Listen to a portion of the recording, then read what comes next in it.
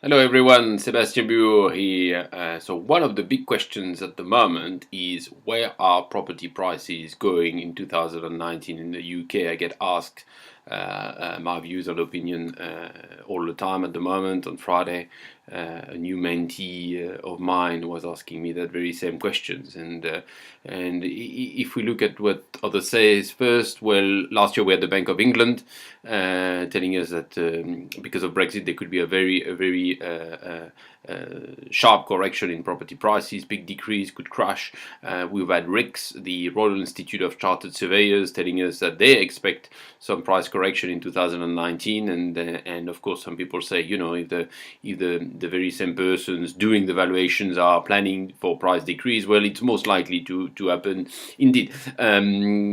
Of course, we've got also another view, which is to look at the famous 18 years property cycle, and if we look at that, well, 2019 and 2020 are right in the spot, the sweet spot of the mid-cycle correction, where we get this little wobble on the price correction before another sharp increase. So interestingly enough, this week, or last week rather, I was doing some viewings and asking estate agents, you know, what are they seeing in the market right now in January, and one of them was telling me that this January, in 10 years of him working in the sector, it's been his strongest January in terms of demand, in terms of people wanting to do viewings, in terms of getting offers. What he's seeing on the other hand is, of course, not of course, but a reduced supply, a reduced number of people putting their property for sale, so less listings coming to the market. So what happens if you've got a sustained or increasing demand and less supply? Well, in that case, property prices go up actually. So what is going to happen this year? Well, that's the magic questions. I for one don't have the crystal ball, and I don't really know, to be very honest, what's going to happen. The real question is that if there is an increased supply, so if we get some certainty back and we get a normal flow of supply, with the normal flow of supply, we know that the demand is more than the supply and prices go up.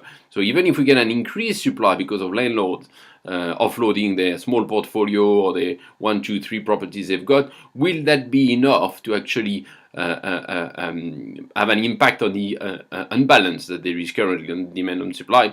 I'm not convinced. You know, if we go back to the 2004 Barker report, all the macroeconomics elements are still the same. You know, number of people per dwelling unit, you know, reducing, with unfortunately divorces on the increase, people getting married later, and so on. So time will tell. I think my advice is just to continue to focus on cash flow, focus on doing cash flow, strong cash flow projects and deals. That's the key. I wouldn't do any project just based on capital growth. I've never included capital growth in any of my deal stacking, in any of my project analysis. That's always a cherry on the cake.